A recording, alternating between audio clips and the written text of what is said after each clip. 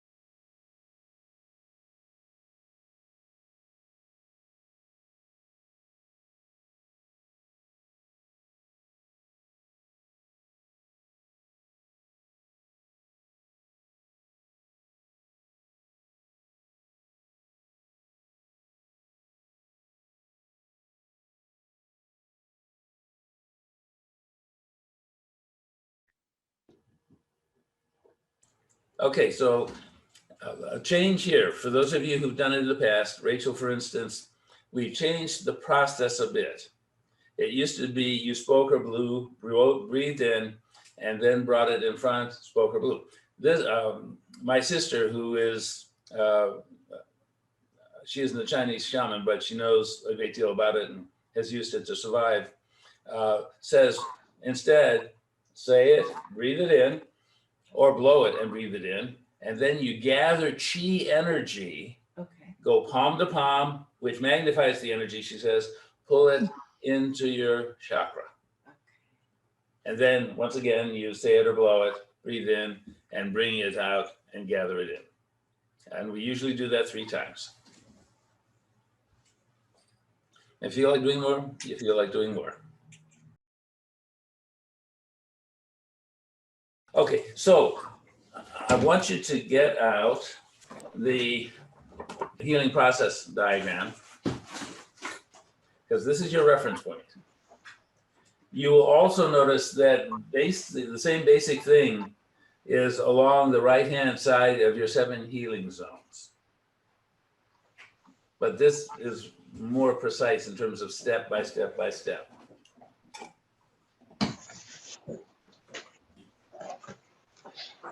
Okay, so what we're going to do is I'm going to do 2 or 3 healings. I want you to have a spare sheet of paper, because each step of the way before I do it, I'm going to ask you each to write down what you think the next step is. And then after we've done a few of that, then I'll ask for a volunteer to say what the next step is. The whole idea is to get it to the point where you don't have to fret about what the next step is when you're actually practicing. Ultimately, it will become so ingrained that you don't need to use your intellectual side, and that frees your intuitive side to come to the fore.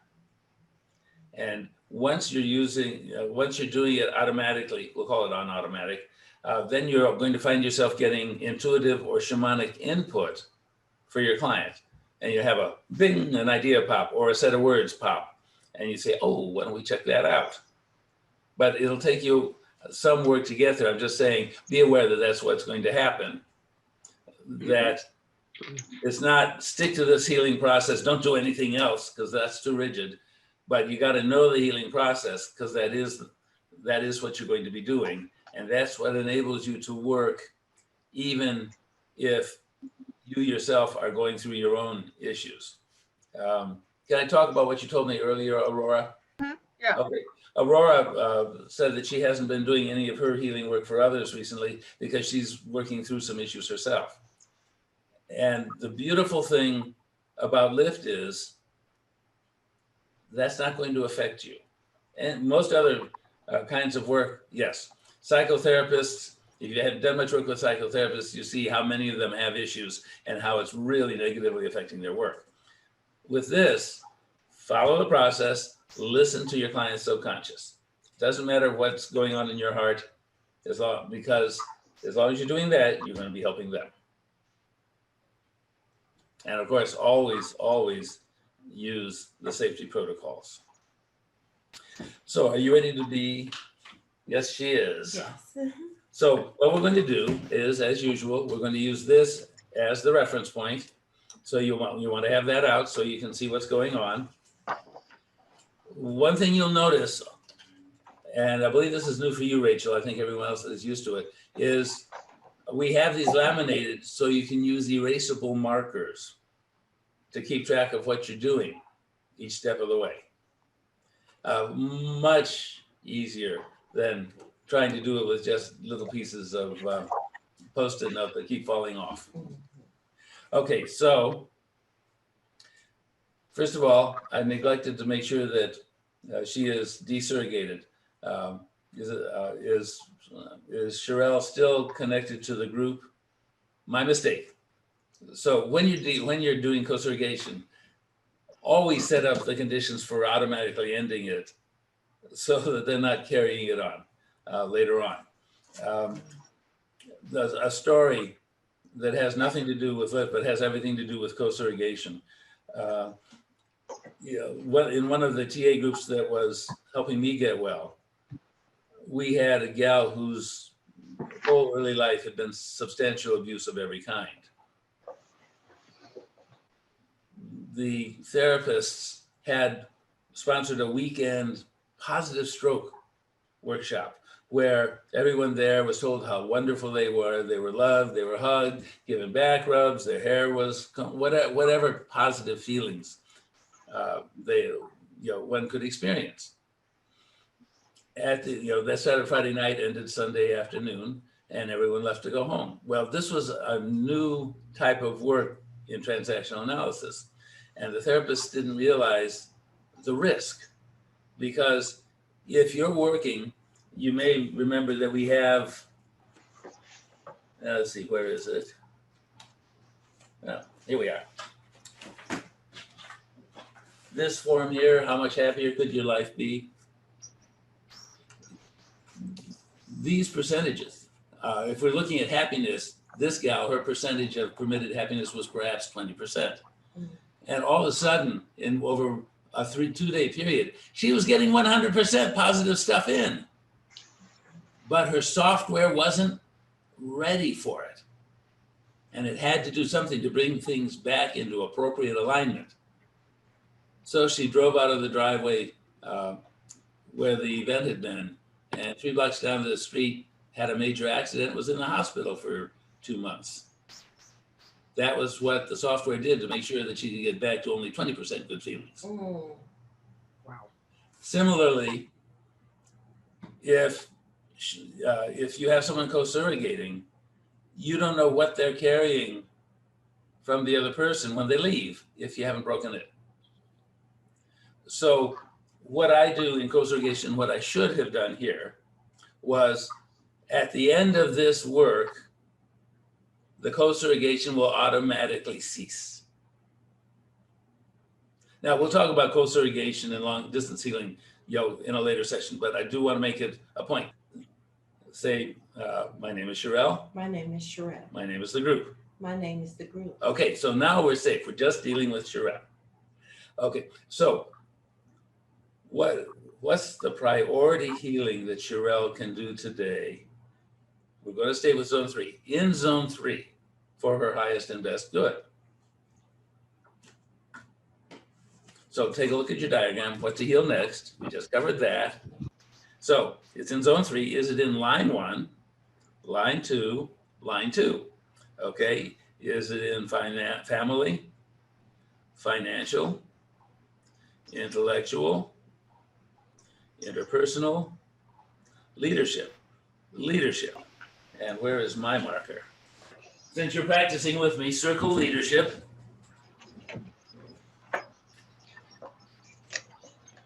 And I'm going to bring leadership up in your book.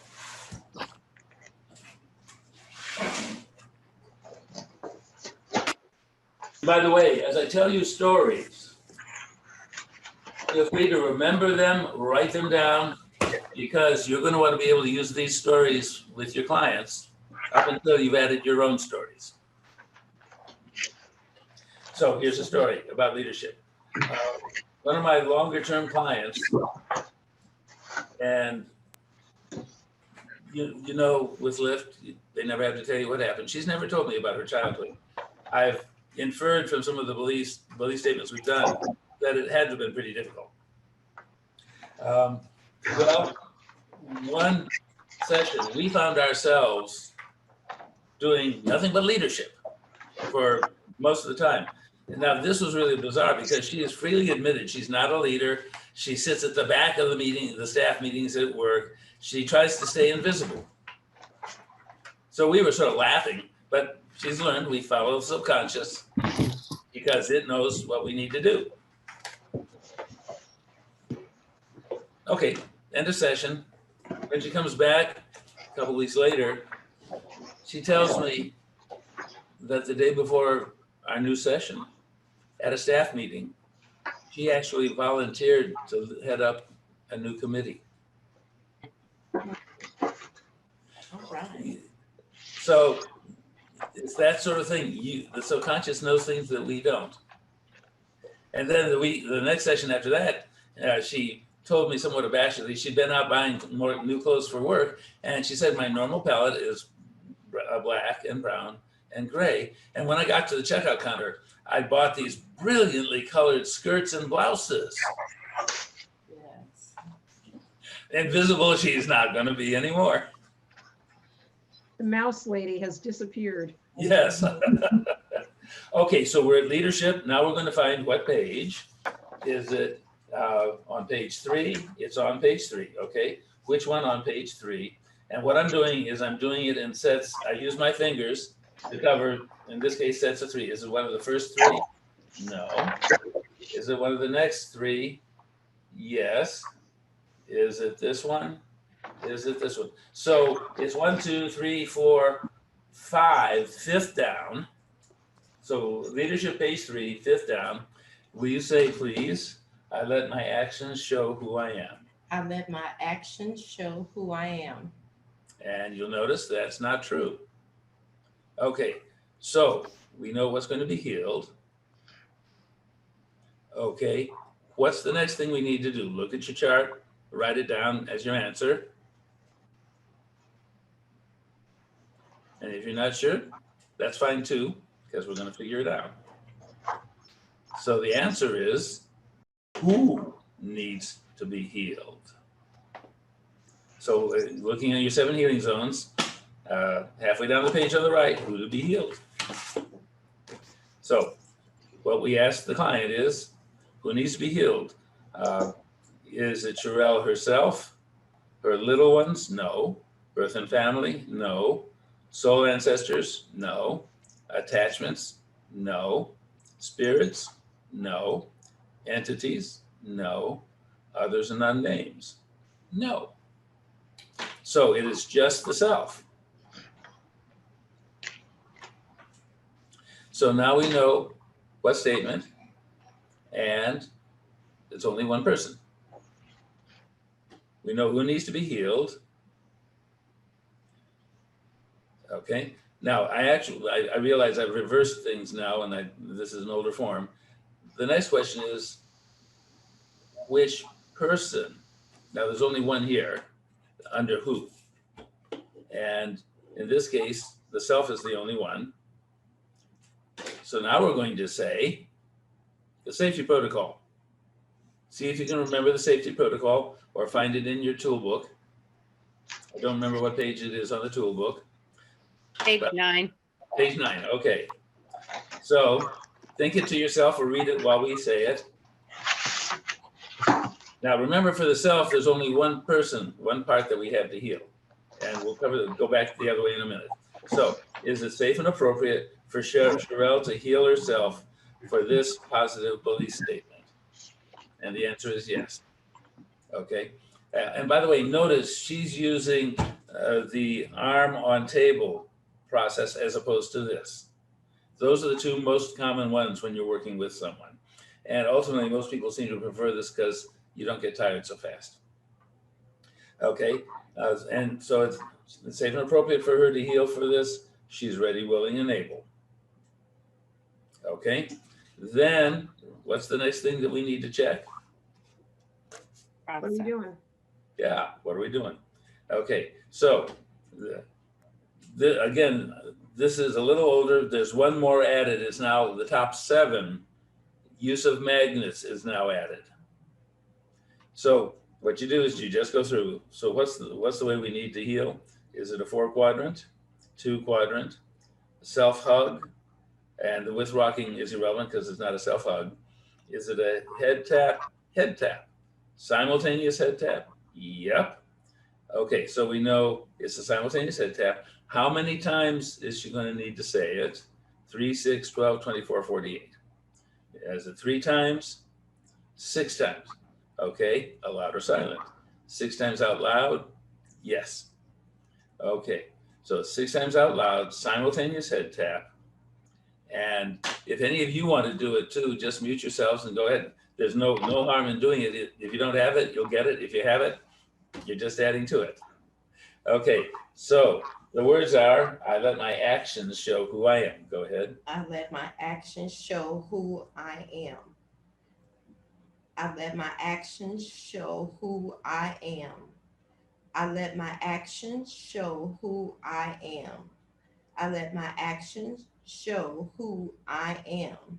I let my actions show who I am. One more. I let my actions show who I am. Okay. Now, this is a call, your call, whether you have them say it or blow it.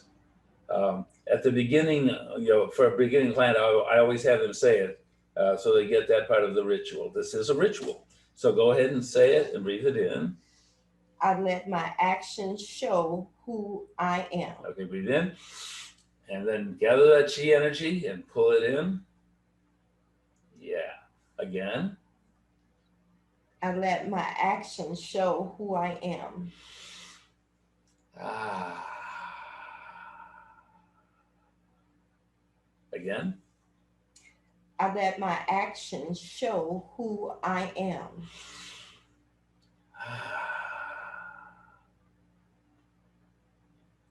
Usually 3 times we'll do it. If it feels like doing more, or if they feel like doing more, that's just fine. So let us check it. So we're going to confirm it done. This healing is complete. Okay, now you're going to run through the process just to make sure. Go ahead and say the positive. I let my actions show who I am. Okay, now let's try the toxic ones. Make sure there's none of them. I spend my time talking about myself rather than doing. Nope. Try the next one. I hide my actions. Nope. I hide who I am. Nope. Okay, say the positive words twice. I let my actions show who I am. Again. I let my actions show who I am. You always finish off with the positive twice because we want the subconscious to have as its final imprint the positive. Okay, so go ahead and write it up. And you want to write in that you healed yourself. The reason we have people write it up is it uses your muscle memory, your visual memory, and your audio memory all at once. And that glues this new belief statement into your software. Or you can say it puts it in concrete. I go interchangeably on that. Okay, so we've done the first one. Now, what do we do next? Someone want to toss in? I don't hear anyone volunteering. Oh, she's going to volunteer. So to do reinforcements, Okay. homework. Yep, I completely forgot that part. So she's on top of things. I love it. So what you're doing now is find out if there's anything else you need to do to keep it in concrete. Do we need to reinforce? Do we need to do homework? Do we need to work the circle? No. Good. Okay, so then go to the top of the sheet. What's the next thing we do? Continue to see if there's any other issue in leadership. Okay, you are absolutely correct. So, is there anything else still on this page? Yes. Okay, is it one of the top 3? No, one of these, this one, this one. Okay, third from the bottom on my version, which may or may not be as recent as yours. I am in charge of my life and my career. So go ahead and say that. I am in charge of my life and my career. And she does not have that as a truth. Why don't we have you say the toxic one? Others are in charge of what happens in my life and career. And she tests strong for that. So that's regarded as the truth. Now, there are several ways that this can happen. The classic one is the positive statement is false, the toxic statement or statements are true. You can also have the positive statement is false and the toxic statements are also false, which means there's one whole line of code that's absolutely missing in your life. You can also have the positive true and the toxic's true, which I call doubling, because you have identical, completely, or I won't say identical, completely opposing beliefs, all trying to fit into the one line in your software. Mm. And so the way I explain it, you may find yourself thinking there's something wrong with you because for the same situation, one time you might respond this way, another time you might respond this way. Well, it depends on which one happens to be on top or more powerful at that moment. It's not crazy. It's just that you got a real conflict here. Or for people who are comfortable with computers, been around computers a while, I remind them of the old Microsoft Windows blue screen of death Mhm. when a conflicting instruction happened in Windows and the whole thing turned into a blue screen. Well, when you've got that sort of conflict, it can lead to all sorts of stress, tension, wondering about your own sanity, as I mentioned earlier. And if you see this and you explain this to your client, so often they feel so absolutely and indicate they're so absolutely relieved because now they understand what was happening. They don't have that doubt anymore. We just got to get rid of the toxic statement. Now, in this case, this is a classic where the toxic statement is the only one that exists. So what do we need to do now that we've identified what needs to be healed? The safety protocol. Well, you left one piece out. Who needs to be here? Oh, needs sorry. to be- Who needs to be healed? On Yeah. the right side. Okay. So who needs to be healed? We're going to go down. Okay. Is it Sherelle herself? Yes. This is usual. Almost everyone you do, the self will be needed, but not always. Her little ones? No. Her birth and family ancestors? No. Her soul ancestors? Yes. How about attachments, spirits, entities, others and unnamed? Oh, you get an oddball one right now. Mm. Congratulations. Okay, so others and unnamed. We don't know what or who it is. We don't need to. All we know is it's here. It needs to be healed for this issue. Okay, so now someone would tell me which one we're going to start with. The other's an unnamed. That's right. You always start at the bottom. Think of it as going up. I call it going up the ladder. Mhm. I remember. Okay. The reason you're going up the ladder is it's not altogether uncommon. You get partway up when you have multiple pieces to be healed and the rest are already healed because apparently the damage was coming from somewhere below. Okay, so now the safety protocol. So is it safe and appropriate for Sherelle to heal for the others and unnamed? Yes. She's ready, willing, and able. Yes. But remember, you're dealing with two different existences, entities, or somethings here. You're dealing with your client. We just got approval for the client to do the healing. And in this case, you're dealing with the others and unnamed. We need to check safety for them. So safe and appropriate for the others and unnamed to be healed through Sherelle. And they're ready, willing, and able to be healed now. Okay. And by the way, I forgot to mention one thing. Once when you start doing this with some frequency, you're going to have trouble remembering who you're working with, the name at any one time.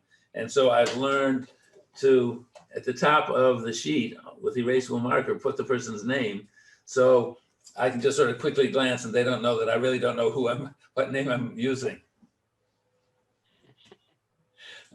And by the way, it's perfectly okay, and in fact, almost desirable to make mistakes and model that it's okay to make mistakes and feel okay about yourself and laugh about it. Mm-hmm. Because so many people are defensed about that. We actually have, as one of the statements somewhere in the book, it's right, safe, okay, and appropriate for me to make unintentional mistakes. I can make unintentional mistakes and still be okay. Mm-hmm. And if you don't have that yourself, write that down someplace and do that for yourself later on. Because my particular thought is the world would be so much more comfortable place if people were willing to admit that they just made a mistake, Right. as opposed to hiding it or counterattacking or things like that. Okay, so safe and I'm going to do this again because I need to get back in the frame. As safe and appropriate for Sherelle to heal on behalf of the others and unnames. She's ready, willing, and able. Safe and appropriate for the others and unnames to be healed through Sherelle, and they're ready, willing, and able to heal now. And by the way, when I'm live, I often use my hands like this. I have no idea why, but I figure it doesn't hurt. And it might actually help because it's another visual of seeing things happen. Okay, so we've done the safety protocol. What's the next thing? Rachel, have you got an idea? All right, so if we do the safety, then we go back, well, hold on one second. So you are guiding client through the identified process. Is that right? That's right. So we will say the statement. Well, not yet. Oh, no, we have to go which project or process? So I'm it'd be sorry, the yeah, I thought four that's quadrant, two quadrant self-hug, right? Okay, why don't you read it through slowly and we'll test each one. Oh, okay. So is it 4 quadrant, No, 2 quadrant, no, self-hug yes, with finger taps? nope, Do I ask that with rocking? nope. You can just say with movement as a start. Oh, okay. So with movement. No, so it's self-hug. Now the question is, And then how many times? well, Do I back go up to a how bit. many times? Right over there. We need to know whether it's right over left or left over right. Oh, I guess we do, don't we? So so do I ask, is it right go ahead over and ask. left? Nope, Left over right? yes. Okay, How many times? yep. Okay, so remember 3, 6, 12, 24 and up. So is it 3 times? No. 6 times? Yes. Now the question is allowed or silent or both. So is it 6 times allowed only? Yes. Which is the most common? So what do we got? We've got 6 times allowed only, right over left. And she says the positive words, which are, and I will normally say this right now to kick it off. I am in charge of my life and my career. So go ahead, go into right over left. I'm sorry, left over right. Left over right, yeah. And 6 times. And if you want to do it yourselves, go ahead and mute or say it silently with the intent that it's out loud. Go ahead. I am in charge of my life and my career. I'm in charge of my life and my career. I'm in charge of my life and my career. I'm in charge of my life and my career. I'm in charge of my life and my career. One more. I'm in charge of my life and my career. Okay. So go ahead and say. I'm in charge of my life and my career.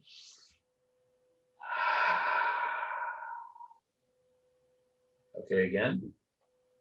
I am in charge of my life and my career.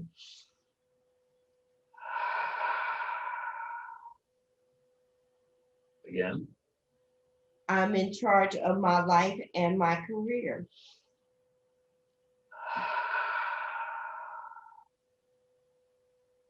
Okay, was that 3 times? I lost track. Okay. So we just anchored it. Now, Is this healing complete? yes. Okay. And so go ahead and say the positive. I am in charge of my life and my career.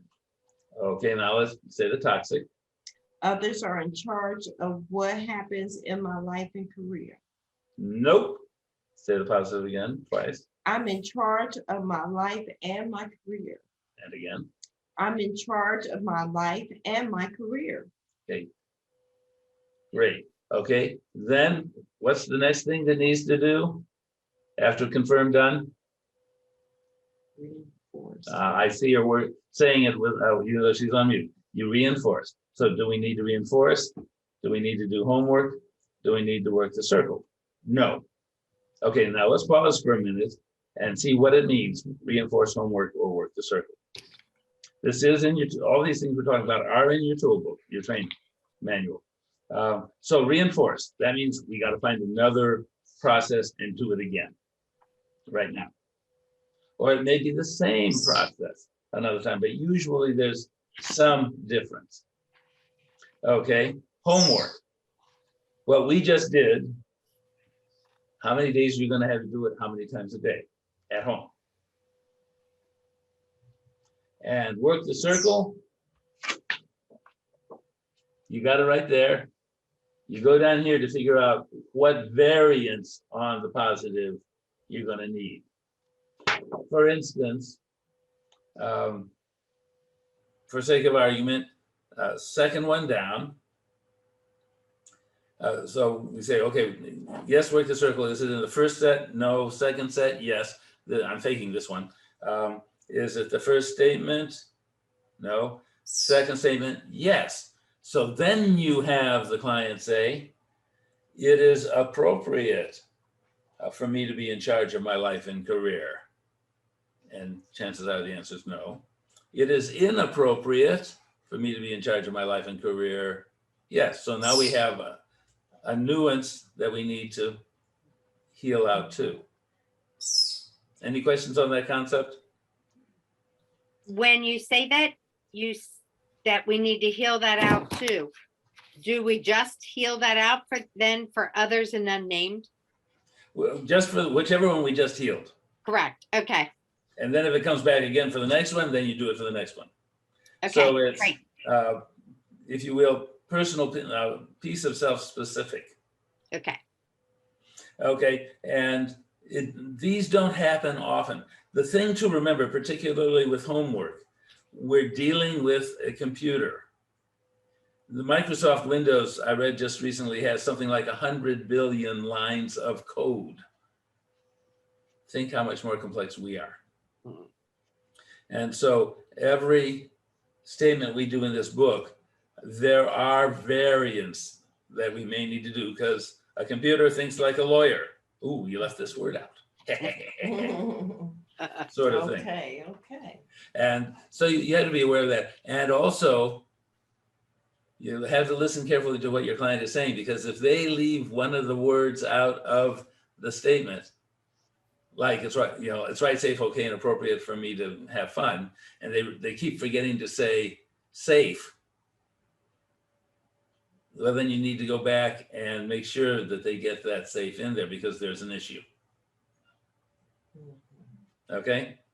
So active listening is part of it to make sure. Now, that doesn't mean you have to do every statement exactly as read, but you need to have the full sense of it. You know, I have clients who routinely change words around, or they take one of my words, which is a 10-cent word, and they put a couple of 5-cent words in because they're more comfortable with it. That's just fine. It's when they leave part of the concept, part of the message out, that you want to be concerned, because the computer can be tricky. Okay, so any questions about work the circle at the moment? And by the way, this is one I've had in my book for, at least a year, and it's virtually untouched. I don't know why. We used to use this often. Now we don't use it often, but I have used it once in the last 2 weeks. Okay, so we have 2 healings done. At some point, we're going to get to the point where the subconscious says, I've done all I can, but we're way away from that. Any questions so far about the process or what we've done so far? Nope, no. I see no one saying anything. Okay, no. Cool. Okay, so what do we do next? Linda, would you care to contribute? Don't we move to the self now? Yep. Well, you didn't write it down. Oh, I didn't write it. Yeah, that's right. Write it down. Write it down. Yeah. Awesome. You guys are already good. Yay.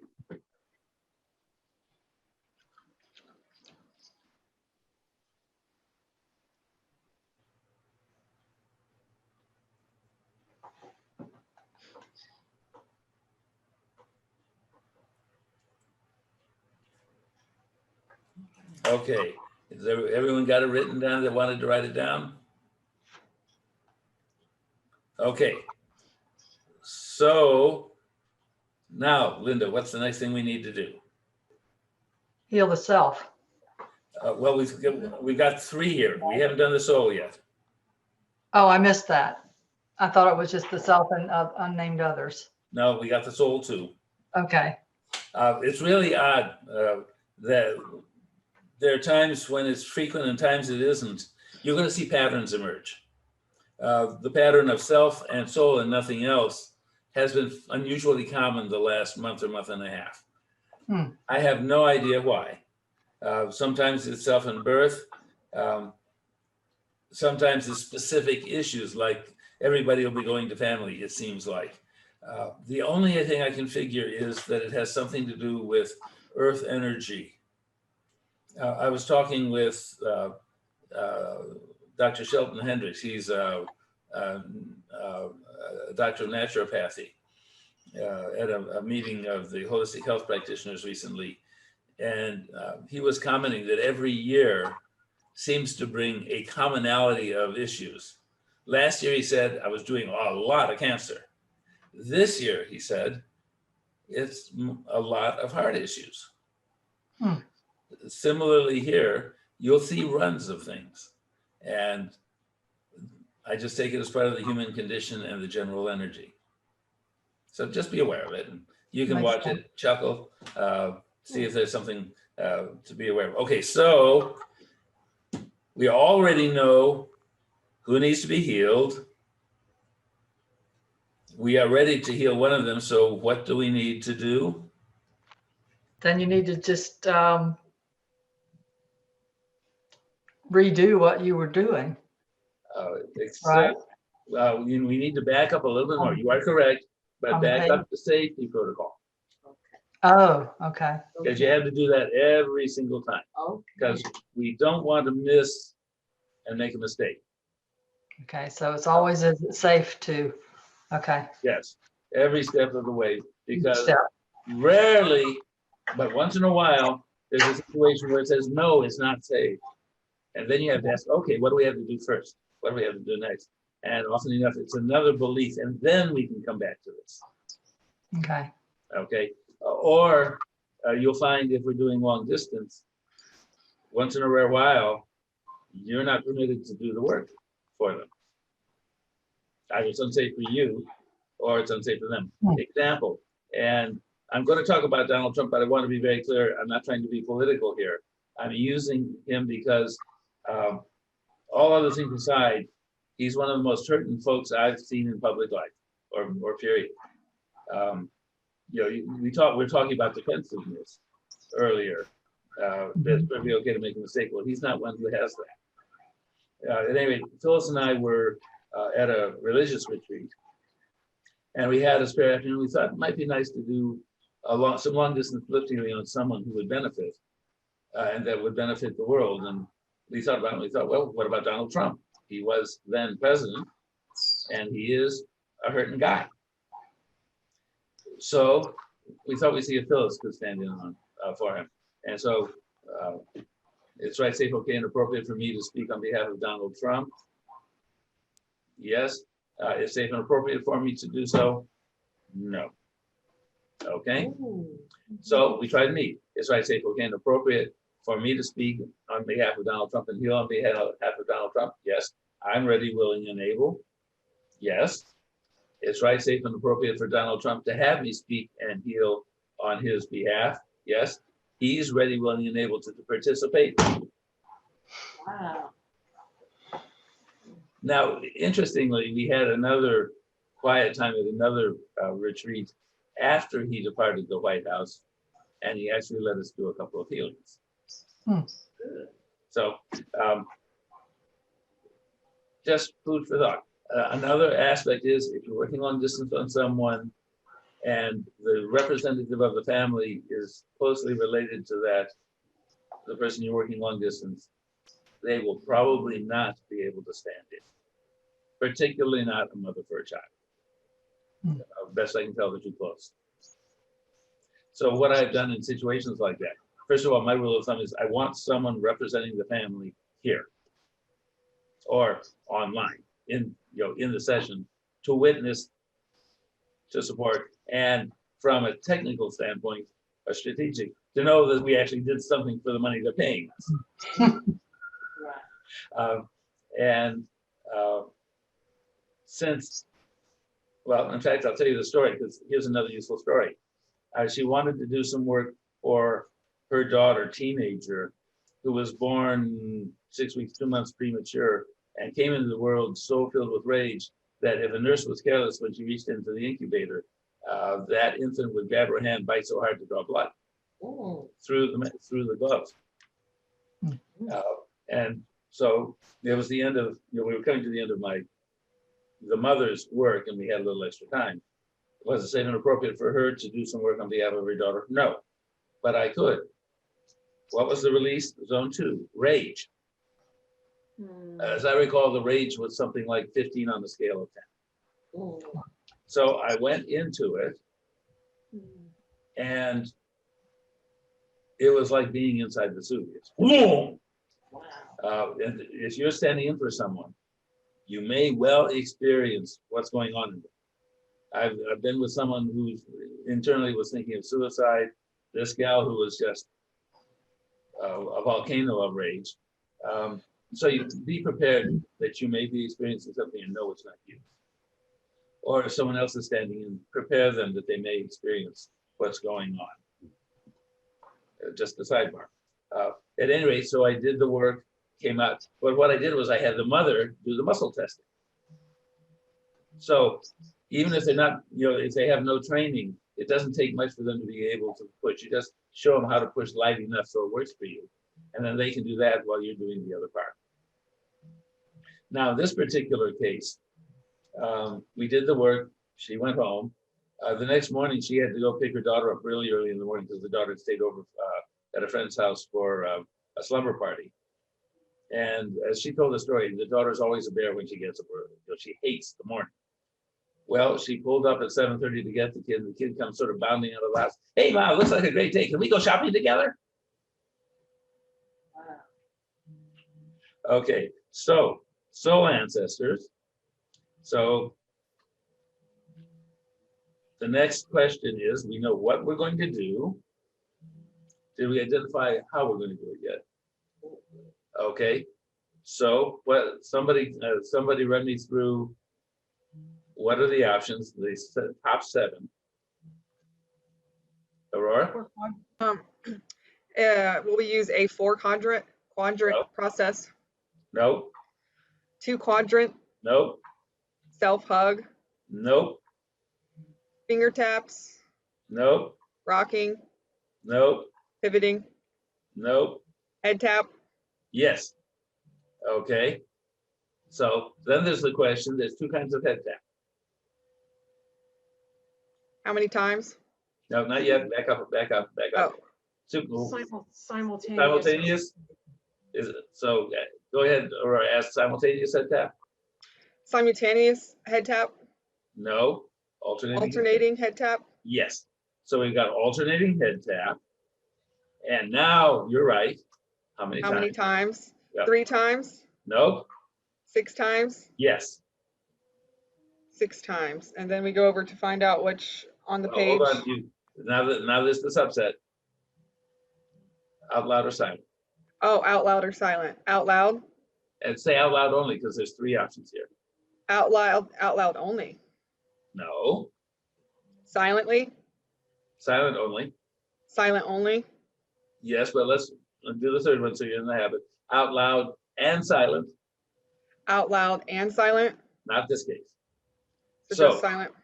When you're doing it, there's out loud only, silent only, or both. Okay. Okay, so it's silent only, 6 times. And it was, what was it, simultaneous head tap? Mm-hmm. Alternate. Alternating. Alternating head tap. Okay, and the words are, what are the positive words? Somebody toss it. What are the words? I'm in charge of my Bible and my career. Okay, so simultaneous or alternating head tap, I'm in charge of my life and my career. but silent, eyes closed. So what you can do if you want help counting is at the end of each statement, just say done, and I'll keep counting for you.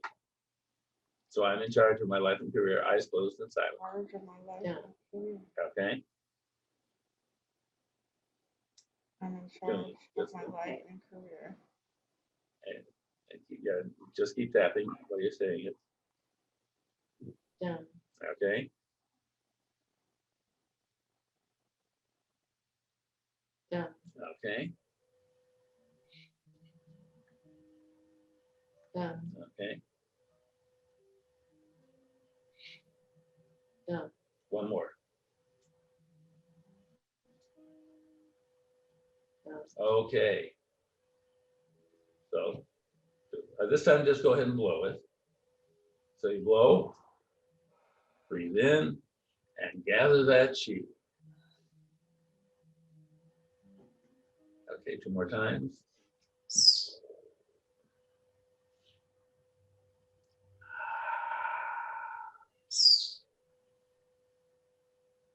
And the 3rd time. And by the way, the coaching I do is fairly standard. I'd say it even if they've done it for multiple times. I'll just continue the process. Okay. So go ahead and say it. I'm in charge of my life and my career. Okay, say the toxic, and this is for the soul ancestors. Others are in charge of what is happening in my life and career. Nope. Say the positive twice. I'm in charge of my life and my career. I'm in charge of my life and my career. Okay, so then the question, we confirmed it's done. Reinforcement. So do we need to reinforce? Do we need to do homework? Do we need to work the circle? No. So go ahead and write it up.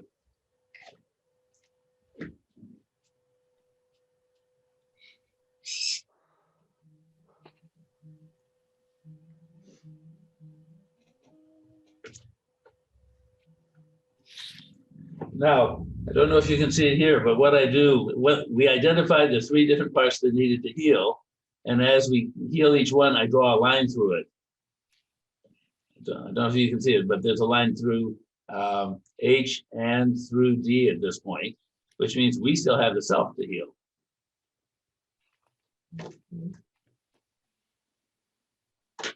Okay, so we already know who needs to be healed. We're not changing what's going to heal. But we still need to check for safety. So, safe and appropriate for Sherelle to heal herself for this positive statement. And notice we talk about positive statements and toxic statements. She's ready, willing, and able to heal for this positive statement. But notice here, there's only one side. There's not a second being we have to check safety for. It's just herself. Okay. So the next thing is process. You got it. Okay. So is it a 4-quadrant, 2-quadrant, self-hug, head tap, temple tap, head hold, magnet? We get to do magnet, which probably none of you have seen except Wow. Liz. Yay. Oh, Okay. wow. By the way, if you go to Dollar General, they have these nice little erasable markers, and they don't mention it on the package, but there's a little magnet here. So it's quite handy. So it's the magnet, and in a minute you'll see how that's done. How many times does she have to say it? 3 times? 6 times. Okay, so it's the magnet. 6 times. Out loud. Out loud. I'm sorry, out loud only. Yes, that's the most common, out loud only. So what you're going to do is you start right about the bridge of your nose, and you sweep it down up the center line to the back and bottom of your skull, And then you come forward and you do it again while you're saying the word. How many times did I say? Six times? Mhm. Okay, 6 times. Okay. And I generally keep count for people so they don't have to get distracted with that, except for the threes. Threes they can do themselves. So she's going ahead and doing it. I'm in charge of my life and my career. I'm in charge of my life and my career. I'm in charge of my life and my career. I'm in charge of my life and my career. I'm in charge of my life and my career. I'm in charge of my life and my career. Okay, Is that it? I think that's it. Okay. Okay, so this healing is complete. Go ahead and say the positive words. I am in charge of my life and my career. Okay, say the toxic. Others are in charge of what happens in my life and career. Nope. Say the positive again. I'm in charge of my life and my career. Yay, one more time. I'm in charge of my life and my career. Okay, do we need to reinforce? Need to do homework? Need to work the circle? No. Everybody write it up who's doing it. And by the way, being in charge of your life is a major issue for, it will be for many of your clients. Okay. Yes. I have a question. When you're using the magnet, I couldn't quite tell. Does it, I know that you're going from the temp or from this mid part above the bridge all the way back. Does it matter how you're bringing the magnet around? Like, are you bringing it back this way or does it matter? I've always done it this way and then around. Okay. I would hesitate to come back this way. I don't know if you're undoing what you just did. Okay. That's why I couldn't tell. The angle was off and I'm like, I can't tell if it's going back around, but that's what I figured. Okay. Thank you. Well, always ask, always ask. It's better than not. I also For have, sure. Yes. yes. Are there two on?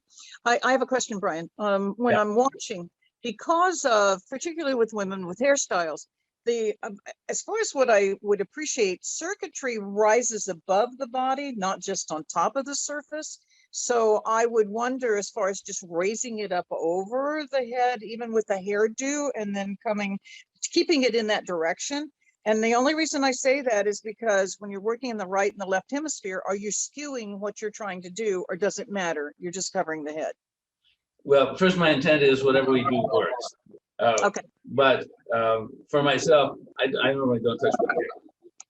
Right. But if you go to one side or the other, you don't think that's going to do anything to I energetic? encourage going straight down the center line because we don't know what skewing to one side or the other may do. But Okay. if there's a need to, I suggest you muscle test and ask.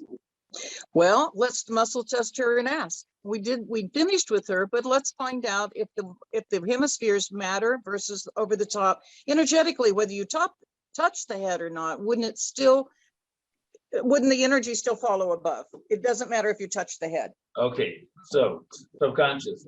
Well, when she uses the magnet, is it okay whether she touches or doesn't touch it? Does it do the same thing? Does she need to be more or less in the center for it to work adequately? There's a yes there, so it should be as centered as reasonable.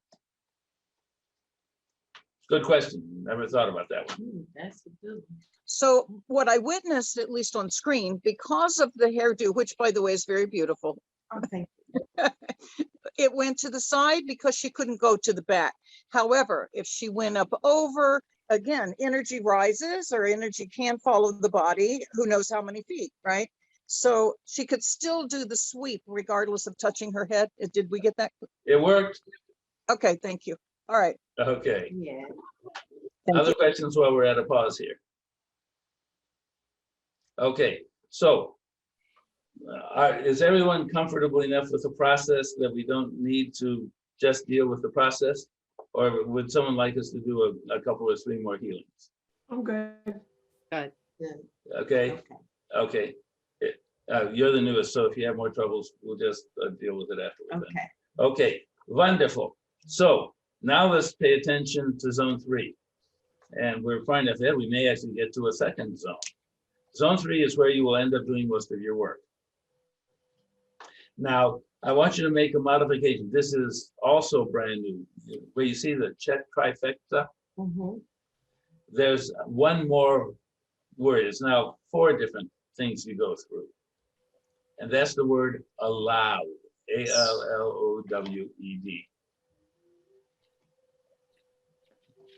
And Liz Bull gets credit for having discovered that we needed another piece. So let's find something that is deserved or worthy that we can. This I really do want to cover now. Let's see, deserve or worthy. Okay, if you're in the starting point, which is should be the very first section, at least the way I do it. You may have it in a different order. LIIFT, starting point, page 3.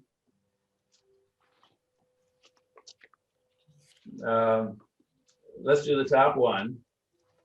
So there is, I deserve to have positive change occur in my life every day, and it does. And by the way, sooner or later, almost every one of your clients, and you may have to pay attention and jump to it if they seem to be having trouble.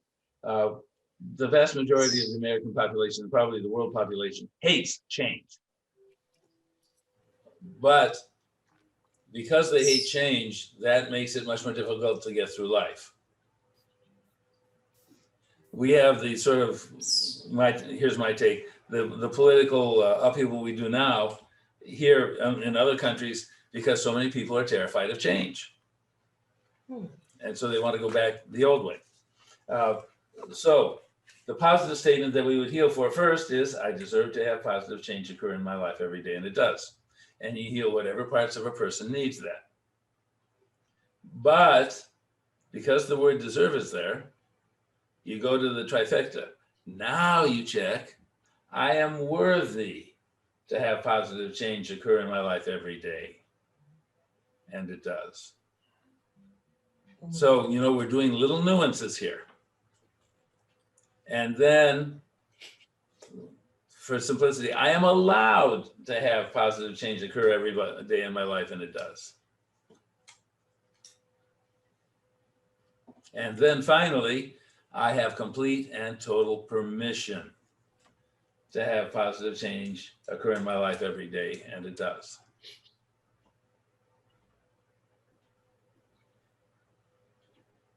Make sense? Mhm. So essentially, we're sweeping out any possibility that I can think of anyway of a lawyerly avoidance of whatever the positive is. By the way, you'll find some clients who have trouble reading. Even people who have pretty white collar jobs would have trouble with, I deserve to have positive change occur in my life every day, and it does. Some of the words they can't read, which is a major problem for them in life. But what I do is I just forget about having them read it. I'll say, I want you to say this, and if they're that poor at reading, usually they've strengthened their facility to remember what they heard and repeat it back. Or if I see them stumbling, I'll just help them with the words until they get it. So a sad commentary on our teaching system, but you just help them out. And by the way, if it's somebody who admits to you or knows that they have trouble reading, write down this connection, Orton, ORTON-Gillingham, reading training. It can be done for kids, it can be done for adults. Phyllis is trained in it, and she told me that when she had that training, she realized she wished she'd been taught that when she'd been going through the educational, the teaching program at Xavier, because it made life so much better for her kids. And it's built around phonics. A sidebar story on myself. They were deep into sight reading when I was being taught reading. And at the end of the first grade, my mother discovered that I was illiterate. But she had taught in a one-room schoolhouse back when phonics was taught. So she spent the summer teaching me, or shall we say, reteaching me how to read.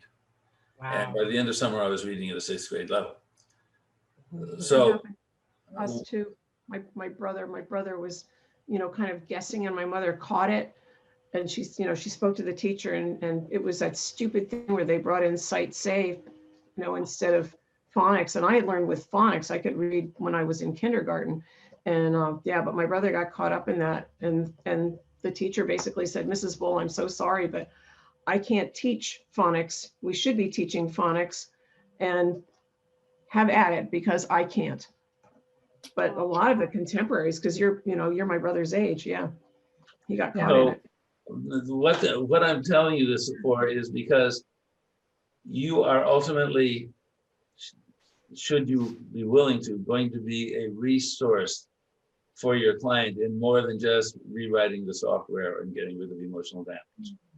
Yeah. That's why there's the structural education component discussed in the training manual, because there is so much material that a lot of people have not learned, were not taught by their parents. And you will become a trusted person for them. This is different from counseling. You're not inviting them to project onto you or personalize with you. It's okay to be friends. It's okay to share caring. We model that because that's what a good life is about. But we also can model, hey, I have some information that can help you here, or that might be useful. There's the 7 levels of relationship. A huge portion of the people I work with don't understand how you start from scratch to find somebody who's a decent acquaintance, a decent friend, a close friend, or a lover. But the information is there for you to be able to present to someone when they're at a stuck spot. Similarly, to know the name Orton Gillingham, or if someone's in an abuse situation, to know the 800 numbers where an abused woman can call for safe help and to get safely away. By my standard, we are mandated reporters of abuse. Don't walk away from that. We are mandated reporters. It's on us if we see it and don't take action. Now, there are different ways to do things.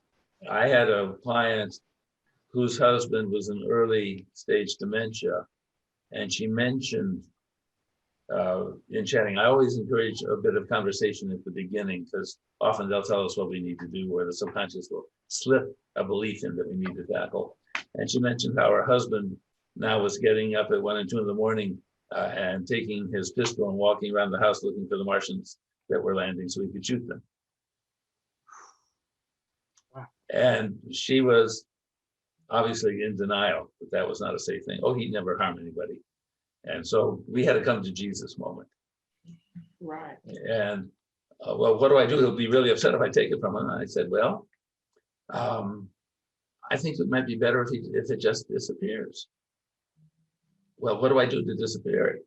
I said, and this is as good an example. The next time you come, if he's asleep or something, you bring the pistol here. I have contacts in the community who are quite comfortable with firearms and have a safe place to keep it. It will go from here to someplace you don't know. So when he asks you, do you know where my gun is? You can say, legitimately say, I have no idea where it is. And it stayed away from him until he was finally put in a nursing home. And then she got it back. So be prepared to think outside the box. Because we're not state licensed, we have greater flexibility to solve problems, shall we say. Okay, that sounds great. Okay, so let us talk about zone 3. Zone 3 is where you're going to do most of your work. It's where the belief statements, which equals lines of code, are changed by and large. These are the belief statements that were written by the person's subconscious from the life experiences. Number 3. Yeah, zone 3, zone 3. So that's what I want you to practice on this week. Find some volunteers, just, intend, tell their subconscious, we're only going to work in zone 3 today.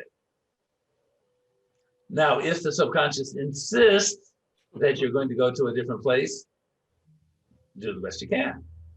Call me. Help! Whatever. But there's more than enough in zone 3. And if you look, you'll see that there's just about every part of life is here. And the part you'll do most often is line 1, the foundation, the core, the wholeness. Because those are the core belief sets. But then you'll be led to other things as appropriate. I want to make specific mention of definitions for winning, success, and salesmanship, because LIIFT has very specific definitions that are outside what most people think of. And you may or may not have them in your copy.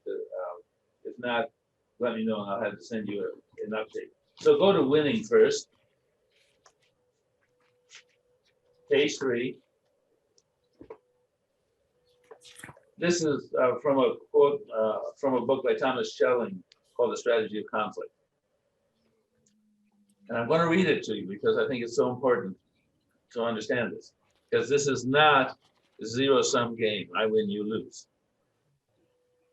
which encourages or can encourage unethical behavior. Winning in a conflict does not have a strictly competitive meaning. It is not winning relative to one's adversary. It means gaining relative to one's own value system. And this may be done by bargaining, by mutual accommodation, and by the avoidance of mutually damaging behavior. Because you're going to find people for whom winning is anathema, because they see it only as I'm going to lose or I'm going to run the other person into dust.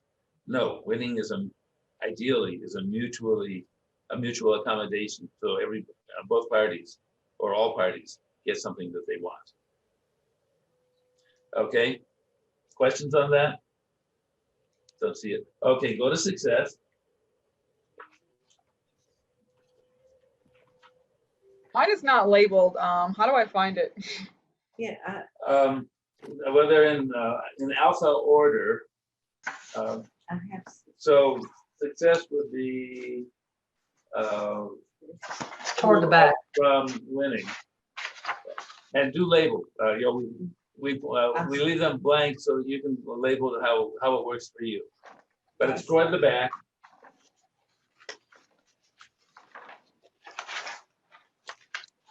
Okay, so I'll read it to you. So you don't have to worry if you don't find it, but I want to draw your attention to what all it means. Okay, so the LIIFT untherapy definition of success.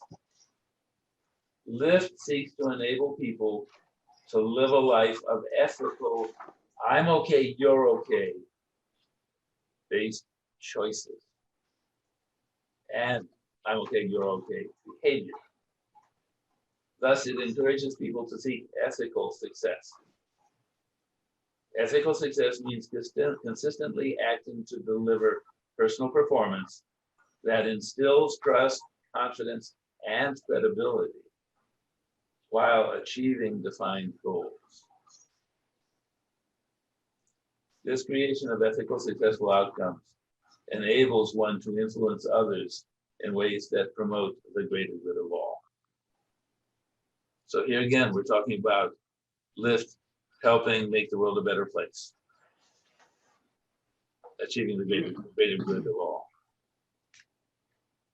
And again, we're talking about I'm okay, you're okay. One of the core elements of transactional analysis and of LIIFT is arriving at the position of I'm okay, you're okay, the world's okay. Most people have some element, either they believe they're not okay, or you're not okay, or the world's not okay. Okay, and then salesmanship, which most people think is anathema, and that would be from the back, 1, 2, 3, 4, 5, probably 6. It is after sexual, it is before sexuality, and it is after romance. And notice we separate romance out from sexuality.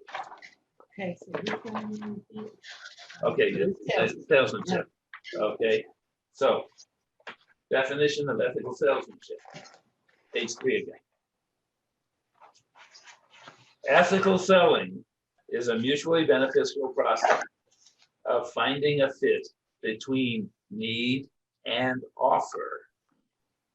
The salesperson seeks to help the prospect make a wise decision while providing valid, valuable information and seeking to establish an atmosphere of mutual trust. Now, a sidebar from back when I was in advertising.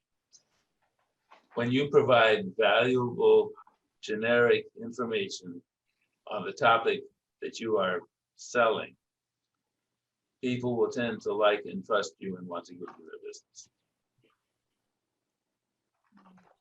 But realize what the opposite, or one of the opposites is the manipulative salesperson, the stereotypical car salesman, for instance, where they're trying to manipulate, they're trying to be the okay person, make you the not okay person, and you'll only be okay by doing what they want. Well, let me tell you, that's bad karma any way you look at it. And it is not what LIIFT teaches. Let's see, is there anything else?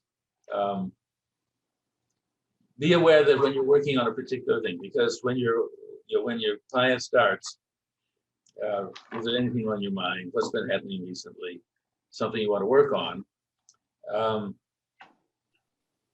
What they want to work on and where you go to work on it sometimes appear to be completely different. So never ever decide that you know where we're going to go without asking. One of my clients, we were doing work. The primary thing was undoing all the incredible damage that her mother did to her. And the sidebar, I was thinking it was just my practice, but I just talked with another therapist who has the same situation. The number of women clients whose mothers did everything they could to destroy them is appalling. Don't be surprised. And make sure you don't suffer on their behalf. You know, we talk about the Cartman drama triangle in the training manual. Read it, understand it, because you don't want to be on it. You don't want them on it. But it's one of the problems with so many counselors is one way or another they end up taking on the feelings of the other. Don't do it. If you find yourself tending to call me, we'll do a few healings to make sure that doesn't happen. One of them, let me give you this one, write it down, and you can check yourself later. I keep myself safe and separate from the problems and feelings of others. That's a good one to help you inoculate yourself against suffering with or on behalf of the people you're helping to heal. Okay, I keep myself Safe and separate from the feelings and problems of others. I am safe and separate from the feelings and problems of others. I am safe and separate.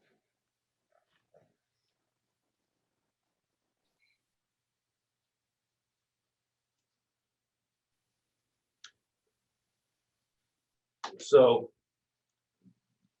this woman that we've been working to get rid of the damage her mother did came in and said, can we sort of set my normal work aside today? I need to do whatever it'll take so I have the courage to stand up to my husband. And a reminder, feel free to take notes and use these stories, because when you use a story, a study was done. It was about sales. They tracked people who had received the standard sales presentation, facts, figures, all nicely glorified and fancy, versus sales presentations that told stories. 3 days after the subjects had received whatever kind of presentation they got, they were asked to recap what they'd learned.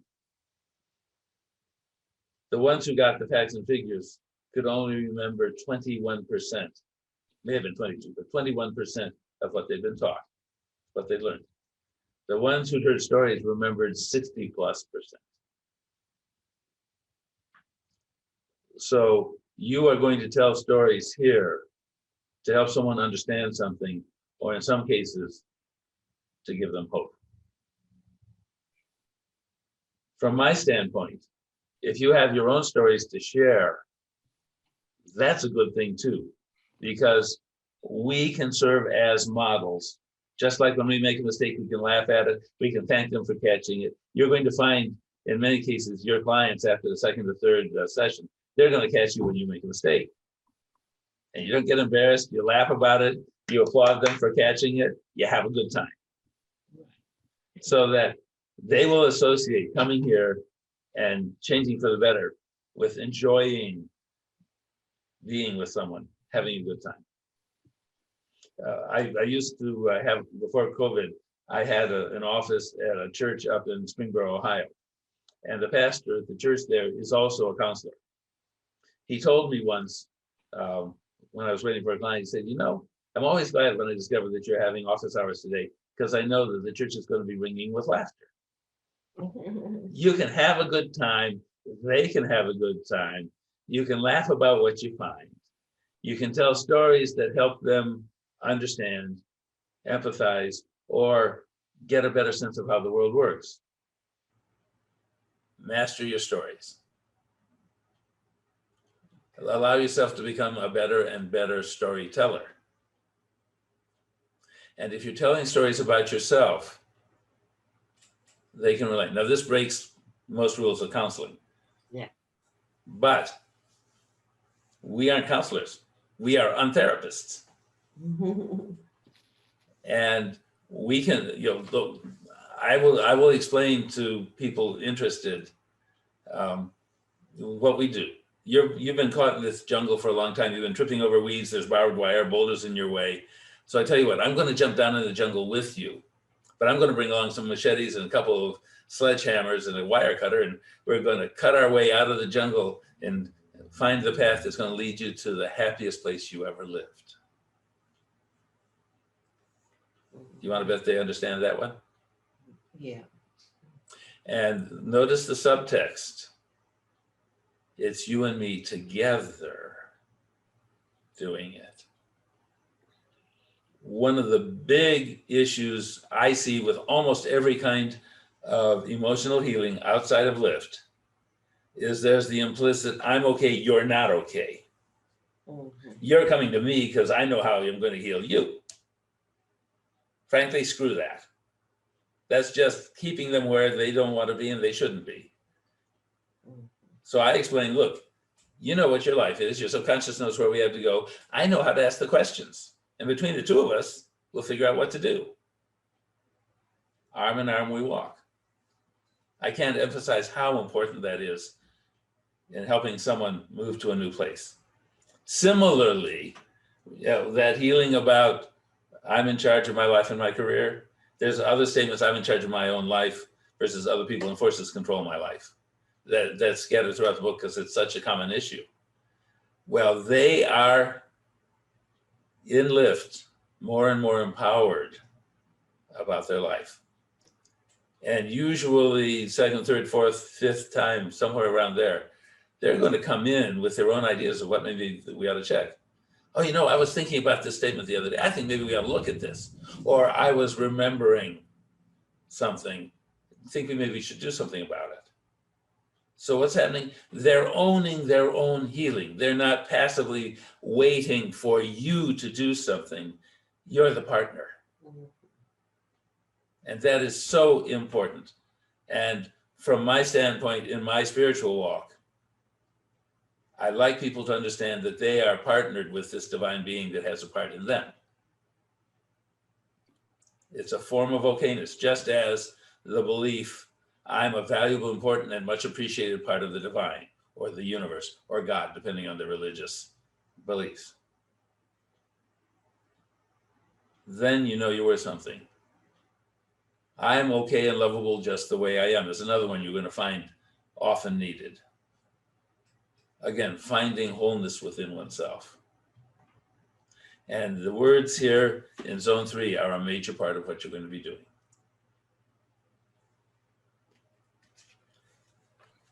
Any other questions on zone 3? So what you're going to do for your practice is you find the client or clients, and you just tell their subconscious, we're going to work on zone 3 today. What can we do that will bring George to his highest and best good?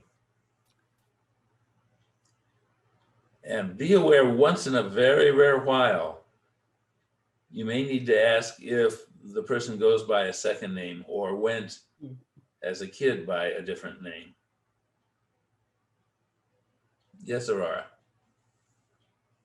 I was just going to mention that I've had 2 names and that came up in our session. Like the ancestors don't recognize me as Aurora, my name now. I changed it legally.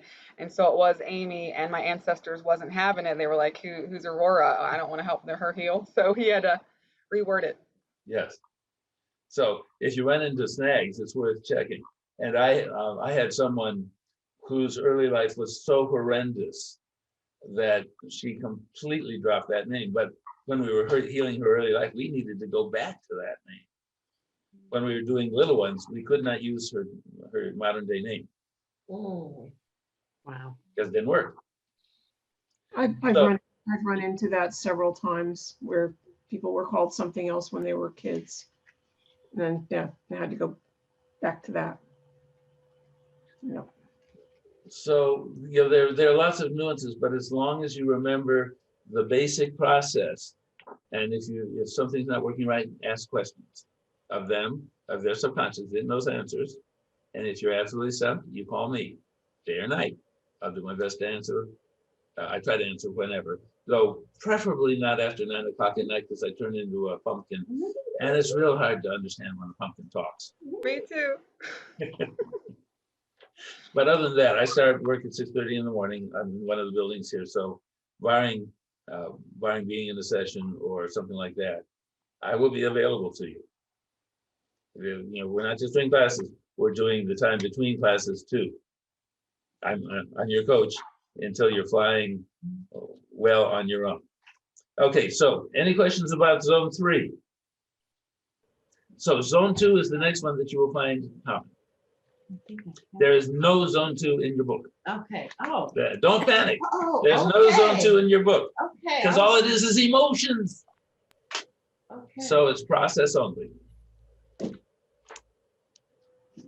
So look, what we're dealing with here is emotions that have been trapped inside you. Unresolved emotions. I think of them as rocks put in a knapsack on your back. They're parasitic. They live, they continue to take your energy away, to handicap your movements, your ability to live. So let's start there.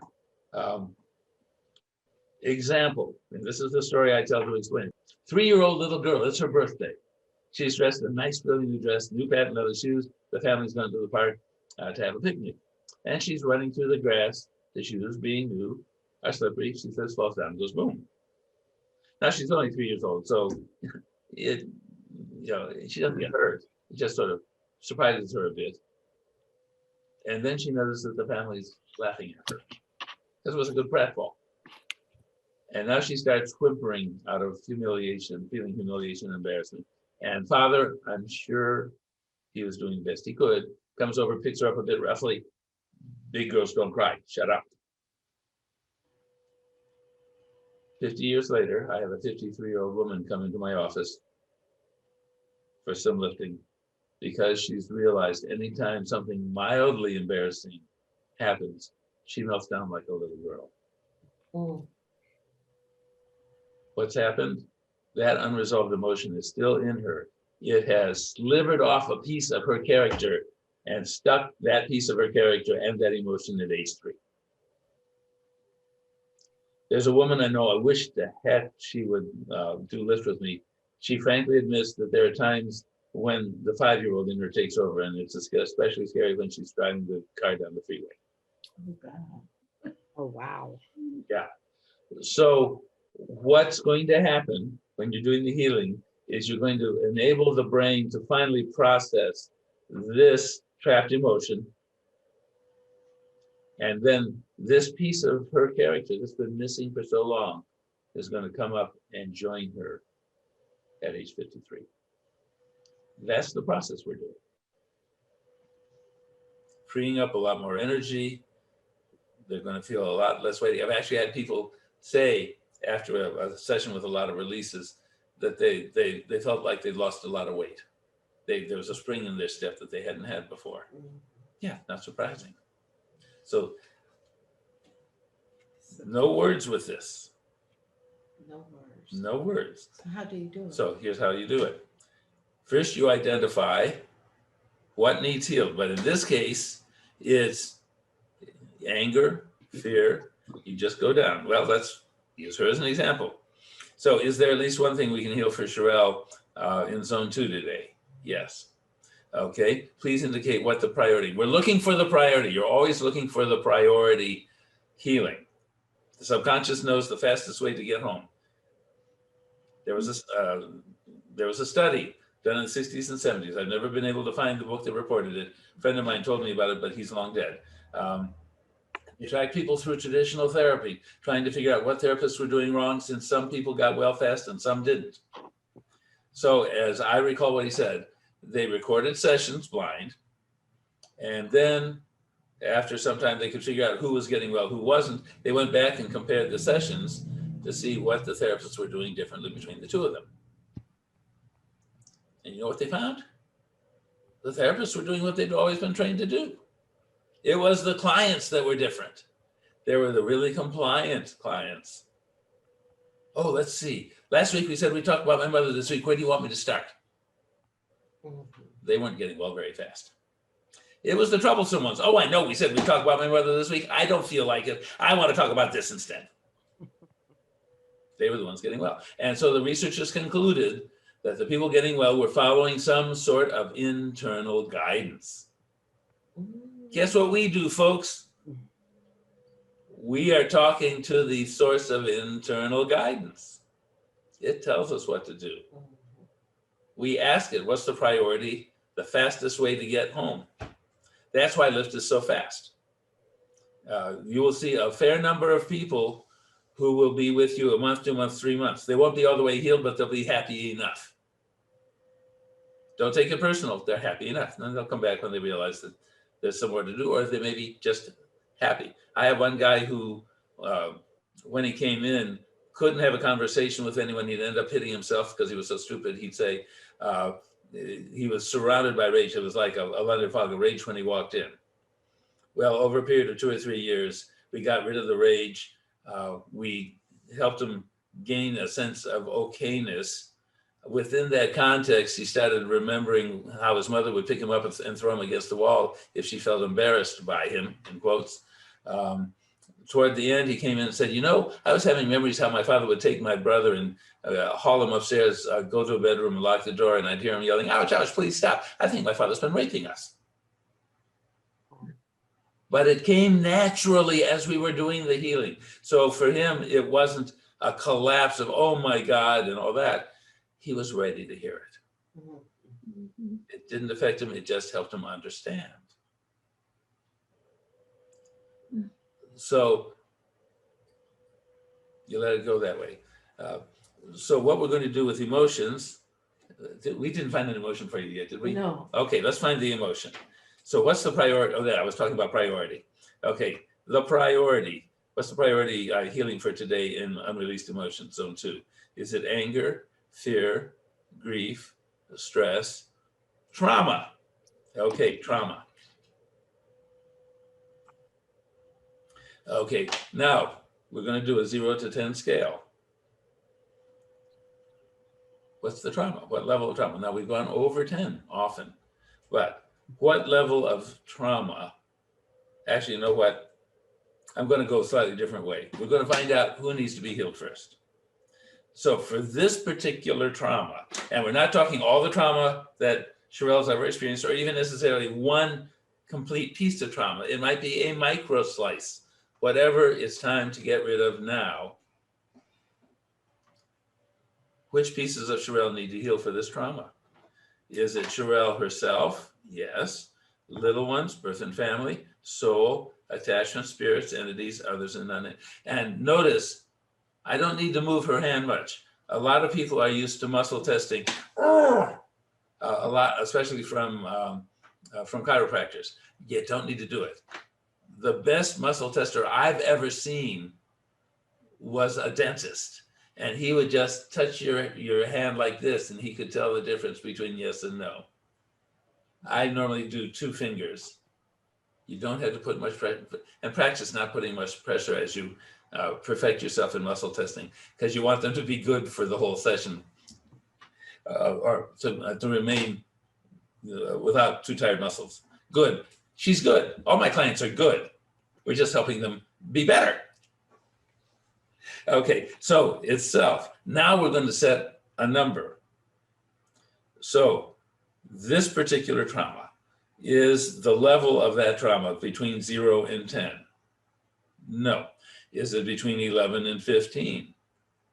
Yes. Now, the highest I personally have had was 36. Another of my clients, the highest she had was 45. That's extremely rare. Usually somewhere between 0 and 15. So what I'm going to do is, what number did we say it was? Oh goodness. What? Well, 6. no, it was over 10. Oh. 11, 12. It's 13 now, whatever it was before. 13. Okay, so it's a level 13. So that now with an emotional release, there's no words. But we still need to know what procedure. So what procedure will heal this piece of trauma? Notice I say piece of trauma. Is it a 4-quadrant, 2-quadrant, self-hug, head tap? Okay, simultaneous head tap. Now, here's the difference. Since she's not saying anything, we can't go by a count. We're going to go by time. 30 seconds, minute, minute and a half, 2 minutes, 2.5, 3. I've never gone over 3. So for how long does she do the head tap? For 30 seconds, for 1 minute. So I'm going to write down a level 13, and it's 1 minute. I'm doing that by the self, so I can keep track. So what you're going to do is a simultaneous head tap. And when you do, close your eyes. But before you start, I want you to listen to this, because we have to give them instructions what they might experience. And it is in the book. Okay, you might, when your eyes are closed, you might see images. You might have memories show up. You might see just plain colors, or black and white, or nothing. Doesn't matter. Your brain's doing what it needs to do to release finally this trauma. But if it's images or memories, just watch them from afar like it's a dull movie. You don't need to re-experience, you don't need to remember anything about it. Just watch the movie, because the brain is just showing you that it's doing what it needs to do. Okay, so go ahead and start, and I will track the time. It's useful to have a watch with a second hand. And what you'll see that I'll do is I'll call in 30-second increments with a 5-second final countdown. 30 seconds. And the reason I'm calling 30 seconds is a lot of people get really scared when there's silence. And this way they know something's happening. 5, 4, 3, 2, 1. So whenever you're ready, go ahead and blow. This is always blowing the 3 times.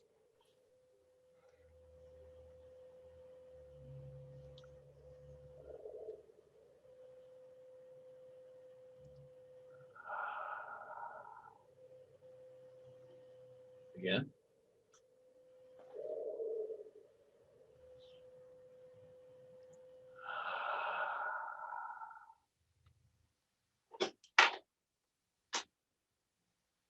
Okay, let's see how we did. This healing is complete. Okay. So now we're going to find out what level remains of this piece of trauma. Okay, it was a level 13. Is it still a level 13? No. Is it over a 10? No. Is it over a 5? No. Is it over a 3? No. Is it at a 3, 2, 1, 0? So you went from 13 down to 0 on a trauma release. Write that thing up, and it was for yourself. And she feels it. Yay. Yeah, yeah. So notice what we did. We checked to make sure that it was not still at the same height. And then I went in 5s, 10, 5, and then half of 5, 3, and 3, 2, 1. And at some point we would have had, it could have been 1, could have been 2. As long as it's 2, 1, or 0, that's good enough for the time being. So you do not use the safety protocol at all on level 2? Frankly, I forgot to. I should have. Oh, okay. I just wanted to confirm that. Level 2 is a little. Don't apologize. I screwed up. It's fine. And you will too. That's- Yep. Thanks for asking that. I was wondering too. Yeah. And what would have happened in a different circumstance would probably have been Cheryl said, don't we have to do the safety? Yeah. So that's part of the beauty of this is you can screw up, you will screw up, and it's part of the learning process for them. Well, and I guess part of the reason I asked is because today when I was working on someone, we added loss there. And so she showed loss, but then when I asked the safety protocol, we had to go back to grief first and then come back to loss. Oh, thank you. Okay. I've never had that happen, but that's a wonderful example. Mm-hmm. So Well, that's the thing. she later shared that she had numerous miscarriages, and so it was all intertwined, and then it made a whole lot of sense to me. But yeah. That often happens. In fact, that leads me to something I meant to mention. Started to got sidetracked on zone 3. The woman who said, "I need the grace to stand up to my husband." She'd not said a lot, but I did not take it to be an abusive situation for which I would be a required reporter. It just wasn't a good supportive relationship was what I took it to be. So what did I do? I said, well, okay, let's check and see if your subconscious will do that for us. Subconscious said yes. So where did it lead us to? Look at zone 3, first line.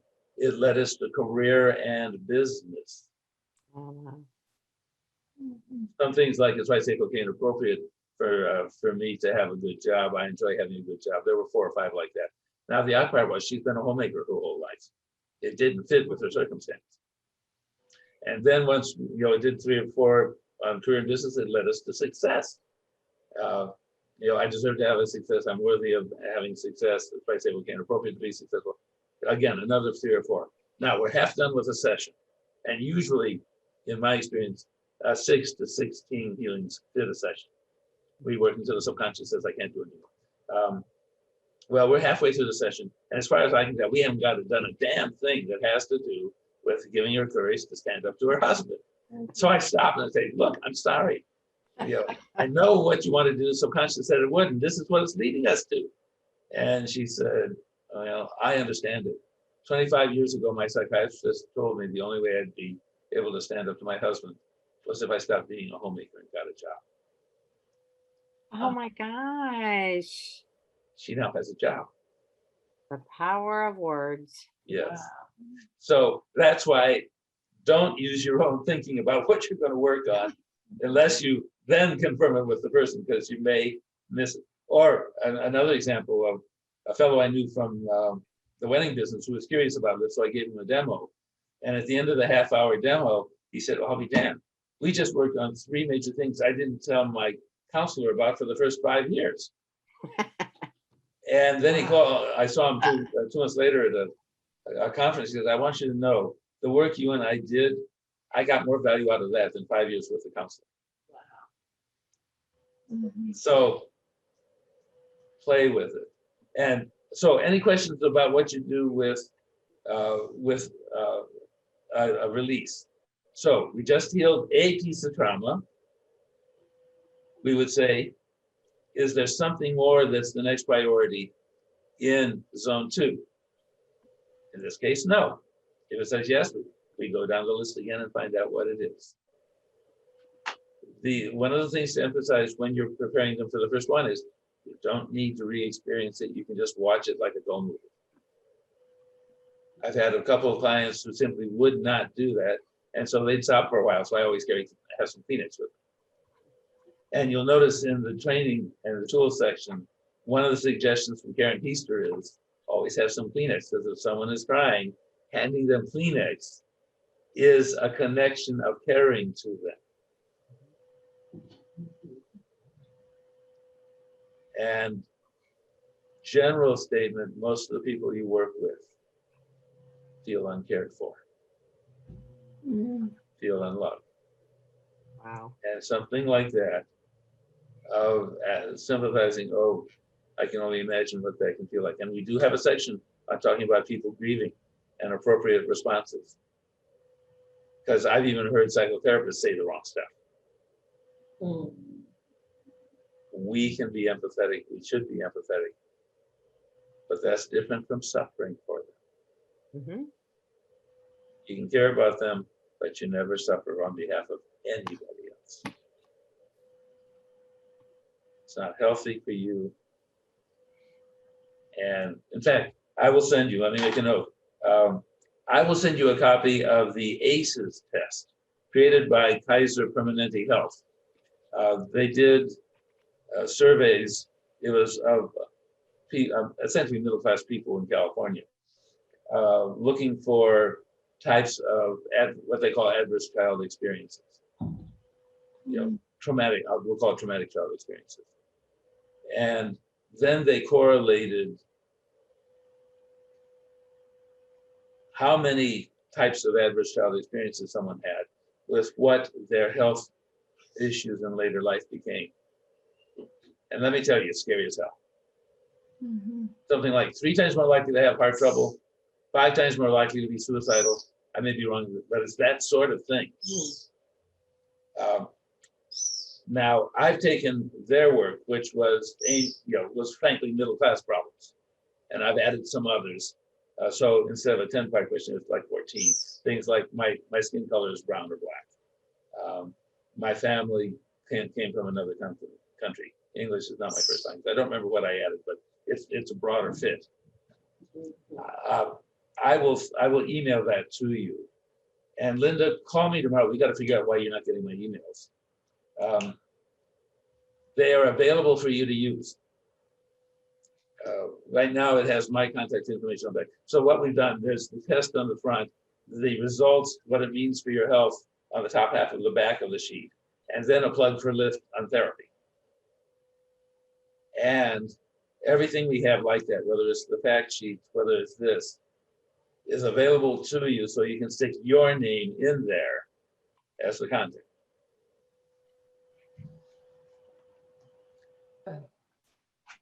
Okay, so does anyone have any questions about how you do releasing trapped emotions? Yeah, it's that simple. Just remember that you're doing a number level, and then you're seeing where it comes down to after they've done a release, and there's no words. Yes, you have a question, Rachel? I do. So do you go to like the what next box at the end of it? Will you finish it with that? Do we need to reinforce? Do we need to do homework? Do we need to do the circle? Yep. Okay. The process doesn't change after that. And you always start with the zone you're in. Is there something else in this zone? Or in zone 3, is there something else in intellectual? And what I'll, in intellectual, I'll be with you in a minute with this. If we were in intellectual, we just did something on page 3. Is there anything else on page 3? How about page 4? Is there anything on page 5? Okay, are we done with intellectual for the moment? Yes or no? If it's yes, okay, is there something else in zone 3? So you're backing out. Okay. No, okay, not zone 3. Okay, is it zone 1, zone 2? When the end of the session comes when, okay, it's not zone 3. Okay, is it zone 1, zone 2, zone 4, zone 5, zone 6? Zone 7. Okay, we're done for the day. Yes. What's the soonest that my clients can come back to do some more work? 0 to 4 days, 5 through 7 days. 7 is coming. 8 through 14, 15 through 21. Very seldom you go over 3 weeks. Usually it's, but that's the soonest. Now, if they're on a budget, just because they can come back in a week, but they can only afford to come once a month, so they come next month. It's not going to harm anything, because unlike affirmations, this stuff is permanent, unless there's a hot button. Once in a while, someone will call and say, I just had some shit happen and I reactivated this. So they come in and we very quickly get it back normal. That's one of the beauties of this. There is some program, I forget the name now, that does something similar from the conscious mind. They have you say one belief pattern 1,000 times a day for 30 days. But then you have to reinforce it because it's on the conscious mind, not the subconscious. Subconscious is where it's permanent. Yeah. That's one of the beautiful things about this. You get permanence. And you'll have people ask, well, how many times do I have to do it every day? So that, and is this forever? No, you're probably done with it. This is permanent. That's why you explain why you do all this and why you have them write it down. Yeah. Yes, you can use your choice. It's for gluing this into the software where it belongs, or it's for setting it in concrete in the software, or maybe you'll come up with an even better metaphor. Okay, you had a question or a comment, Liz? I did. So Sherelle did brilliantly. We went from 13 down to nothing. Yeah. What if she had only gotten to 10? What would Can you we do some more? What do we need to do next to get it? Can we get it further? Yeah. Okay, what do we need to do to take it further down? Okay. Now, if we get down to 2 or 1, I'll say, can we take it any lower today? Okay. So if you're asking that, then it may end up being some other process that you end up doing. Is that right? You may. Okay. Yeah. Gotcha. The way I think of it, each of these processes is like the old-fashioned telephone switchboard back when they had to plug things in to get you. And so the way I take it, whether you're doing this or this or this or this, is plugging the connections in to enable the brain to do whatever needs to happen.